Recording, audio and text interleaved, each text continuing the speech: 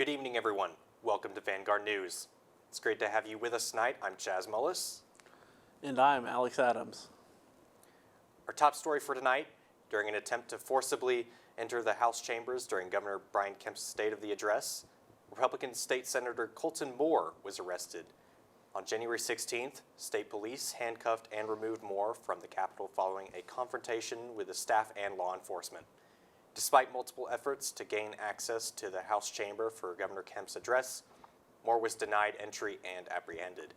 He was released later that day. Last year, GOP House Speaker John Burns banned Moore from the House chamber after Moore made harsh remarks about the late House Speaker David Ralston during an honorary event. He is now facing a misdemeanor obstruction charge. Moore was allowed back in the House on January 28th after his arrest. The University of North Georgia is embarking on a student housing study to potentially put student housing on the Gainesville campus. Our own Devin Kupka asked students their thoughts on housing possibly coming to campus.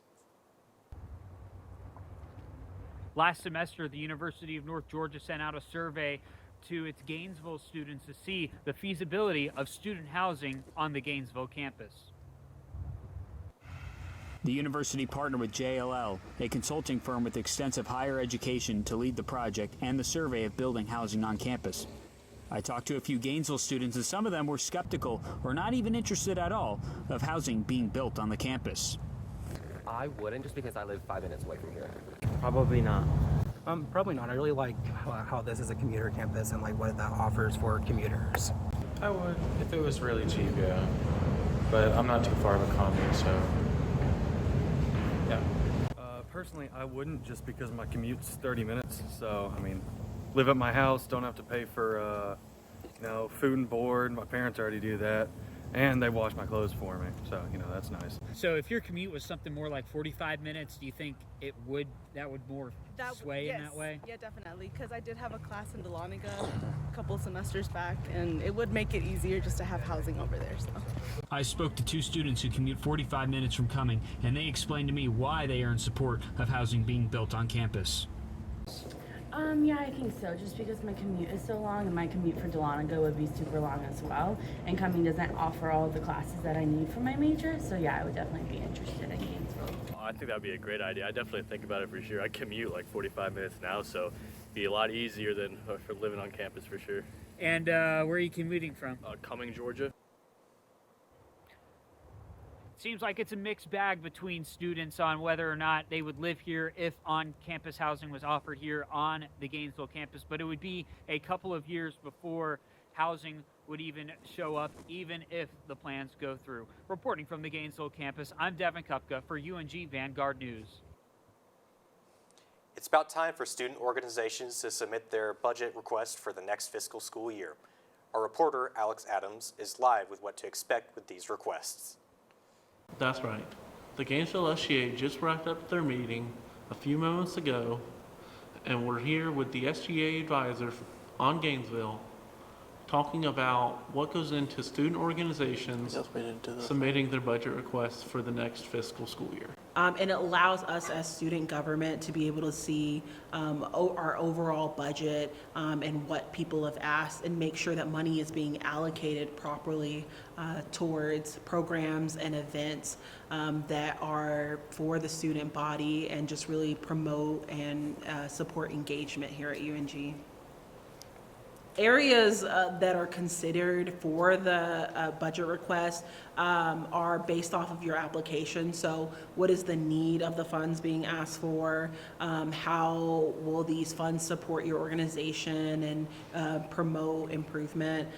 So after the submission deadline, we are pretty firm about that deadline. So if individuals haven't been able to get that in, as far as editing that, it really just depends at what stage the finance committee is already in and reviewing them. And so I would always just tell students to reach out to somebody within the committee to ask those specific questions, and to see if exceptions or if anything can be done to help them. There are two ways to access the budget request form. The first is through your UNG Outlook email. You'll go to the email from the Student Government Association. It was sent January 22nd, last Wednesday. Or you can type in budget request in Outlook, and the link is about halfway down in that email. The second way to get there is go to UNG Connect, and you'll go to the SGA groups and click on surveys once you're there. You'll see a form titled Student Activity Fee Budget Request for Student Organizations/Departments Fiscal Year 2026. Click on that and fill that form out. Remember that these forms are due on Friday, February 7th at 11:55 p.m. To these budget requests than we first imagined. For Vanguard News, I'm Alex Adams. The University of North Georgia has decided to discontinue summer commencement ceremonies starting this year. An email sent to students on January 15th from the UNG Office of Academic Affairs stated the cancellation was based on factors such as low participation in years past, focusing more on spring and fall ceremonies, and cost considerations to enhance other events during the school year. Students slated to graduate in the summer will now have the option to walk in the spring or fall. Let's get to the recent cold weather Georgia has been dealing with. Georgia has not experienced such frigid temperatures since January 2014, when Snowmageddon brought 3 inches of snow and ice to Atlanta, causing the worst rush hour traffic to the city. This January, the state faced significant winter weather, featuring cold temperatures, ice, snow, and sleet in the metro Atlanta area. In preparation for the winter storm, a state of emergency was proclaimed across Georgia. The National Weather Service has issued an excessive cold watch for the state, valid through January 23rd. As alarmingly cold temperatures swept across the southeast, Winter Storm Cora delivered snow to various parts of North Georgia earlier this month. Less than 2 weeks later, Georgia was hit with another winter storm. South of Atlanta got most of the impact, with Savannah seeing both snow and sleet. Governor Brian Kemp has declared a state of emergency effective through January 28th. Joann's became a private company back in April of 2024, but was it enough? Joann's fabric and craft retailer has filed for bankruptcy for a second time within the year. The retail chain originally announced its filing for Chapter 11 bankruptcy back in March of 2024. After filing for bankruptcy again in January of 2025, Joann's is trying to sell substantially all its assets to the Gordon Brothers Retail Partners LLC. Gordon Brothers had recently bought a lot of Big Lots assets and is now playing the waiting game with Joann's. Joann's is seeking court approval for the sale to Gordon Brothers, but is keeping it open in case a bigger and better bid comes along. So crafters, don't get your yarn in a knot just yet. Joann's is still operating as normal online and in-store. The party's over for Party City as it's closing its stores nationwide. Party City plans to shut its doors after nearly 40 years in business. The Party Store is known for its go-to party supplies for birthdays, special occasions, and Halloween events. In 2023, the Party Store filed for Chapter 11 bankruptcy protection as it racked up approximately $1.7 billion of debt. The party company announced then that it would slowly start its winding down process in late 2024 and end in late February 2025. The company stated the mass closures were due to inflation, supply chain disruptions, and changes in consumer spending. UNG students on or near the Cumming campus can be on the lookout for a new dining option coming to town. The popular fast food restaurant Raising Cane's will be serving up chicken fingers to the city of Cumming in the very near future. Vanguard reporter Robert D. Clemeni went out to find the latest updates on the establishment. Raising Cane's has finally made its way to Cumming.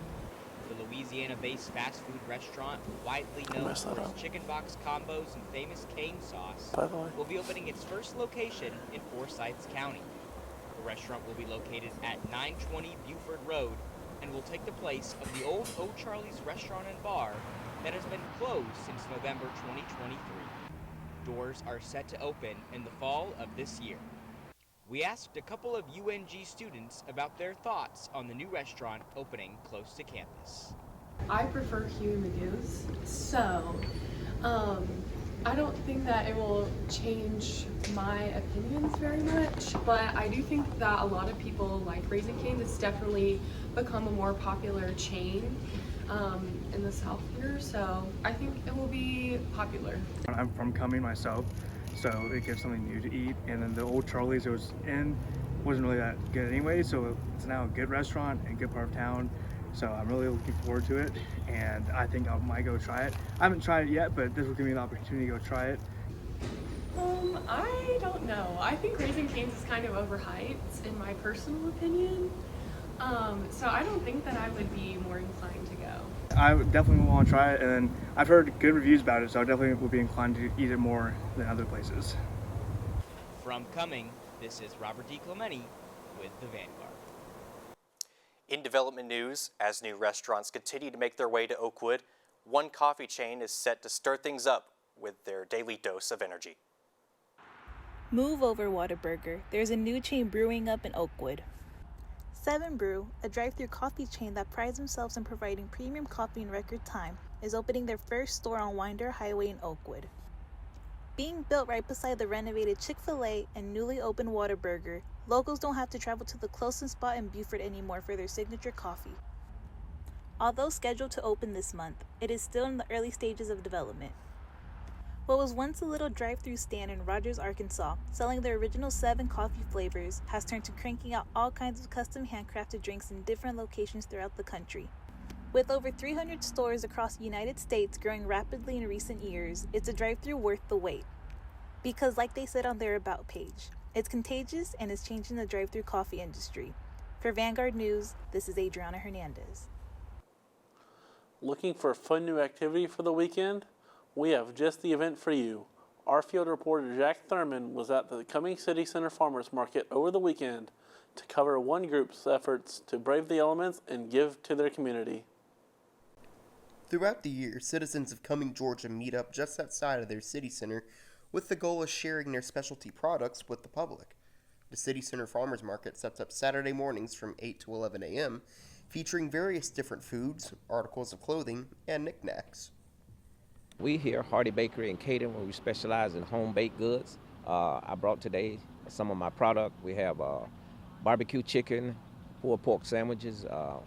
We have 2 sides, macaroni and cheese, baked beans, sweet potato salad. Temperatures to open 2025 have been colder than average in North Georgia, and this Saturday was no different. However, even with some vendors out with the flu, that wasn't enough to deter this gritty few from sharing their talents with their peers. Yes, it's cold, but we are brave. We do this every week, and we go to several markets, and we just love giving our community fresh baked goods. Likewise to the street vendors, this customer braved the conditions to come out and see what he could find on this fine Saturday morning. Today at the Cumming City Center Market, I got a really nice homemade jam and a deer hide twisted dog treat for my dog. Thought it was really special that everyone was coming out to brave the cold weather in order to show what they have to offer to the people of Cumming. The market sets up year-round every weekend, with the addition of Wednesdays during the summer. Whether it's hot or cold, rain or shine, these folks are always ready to share their livelihoods with new customers. With the Vanguard, I'm Jack Thurman. For the second year in a row, the winner of the college football national champion is not from the SEC. Ohio State pulled the win against Notre Dame with a score of 34-23 in the college football national championship. With notably strong performances from Ohio State star players Jeremiah Smith and Quinshon Judkins, Ohio State was able to create some explosive plays that led them to victory. With Notre Dame having the first touchdown of the game, Riley Leonard, the quarterback of Notre Dame, continued playing hard, but his heroics were not enough. Ohio State came back swinging in the second quarter by scoring 21 unanswered points. Although the Fighting Irish tried, they ultimately lost the battle. Congratulations to the Ohio State team and their fans. The University of North Georgia women's basketball team is on a roll, as they are ranked number 5 in the nation and have won 17 of their first 18 games, the second time they have done that in the past 4 years. The women are sitting atop the Peach Belt Conference standings with a 6-1 record in PBC play.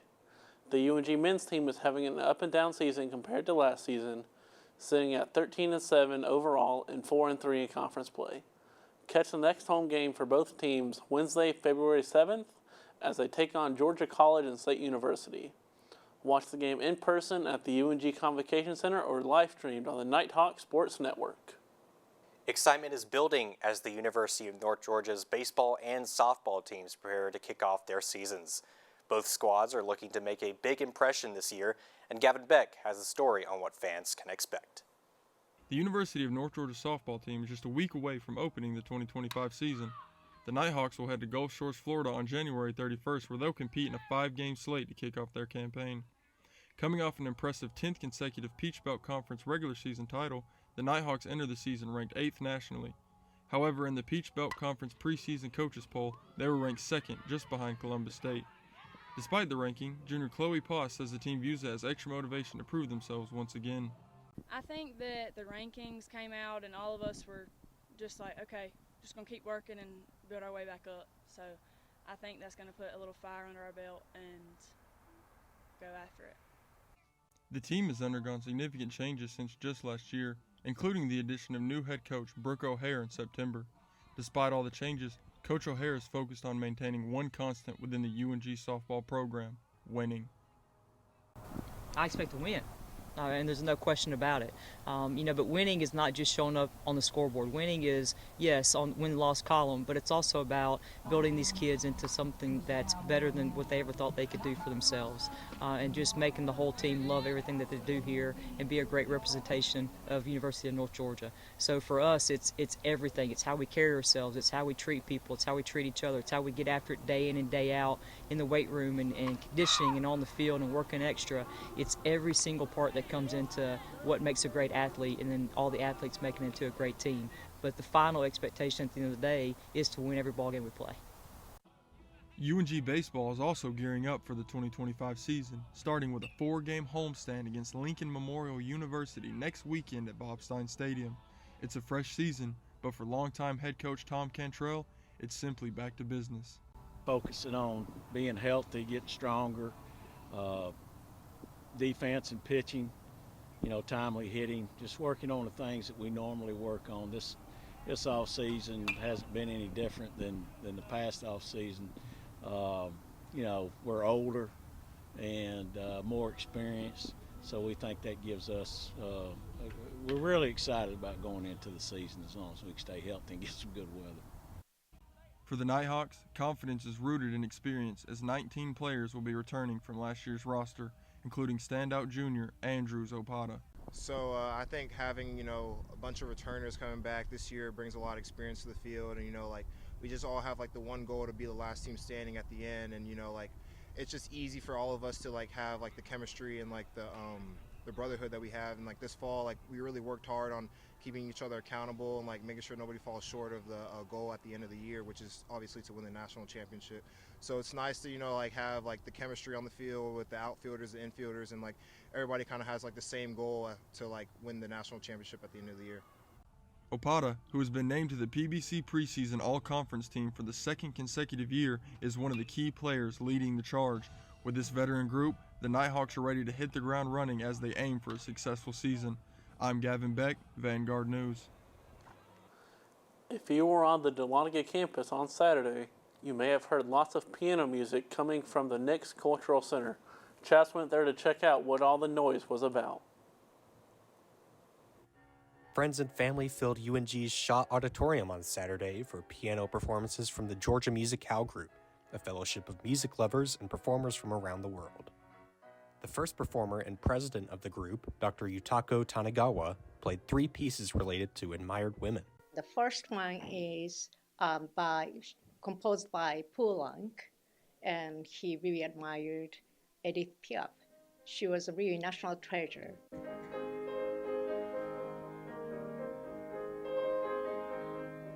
And the second one is Bitmonk. It's originally composed by Schumann for his wife, Clara Schumann. The last one, it was really unknown for a long time. This was fantasy impromptu by Frederick Chopin, because he didn't want to be published. That was dedicated to the Baroness.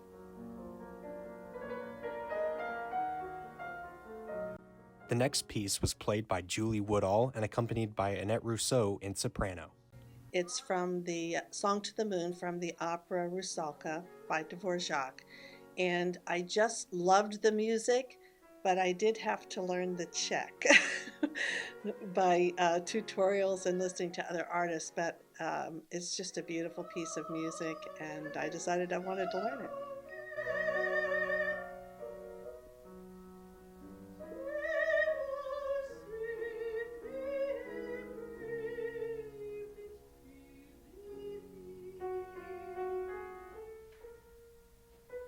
Woodall, who tried to put a spin on her performance, played the third piece.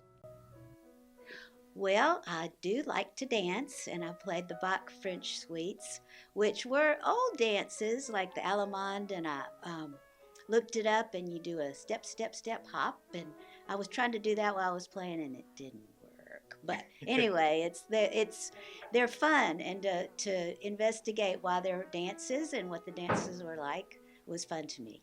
And it's fun to play Bach.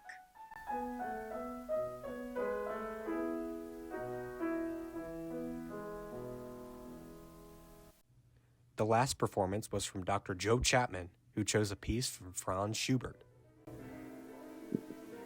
As you know, every composer writes a tempo at the beginning of the work. Schubert, no different. His tempo marking, allegro con fuoco, ma non troppo, which being literally translated is fast with fire, but not too much.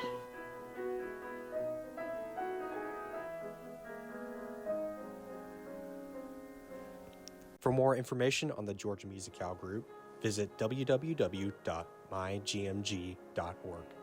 I'm Chaz Mullis, Vanguard News. Looks like that's all the time we have for tonight. I'm Alex Adams. And I'm Chaz Mullis. We'll see you right back here on Thursday, February 13th. Good night, everyone.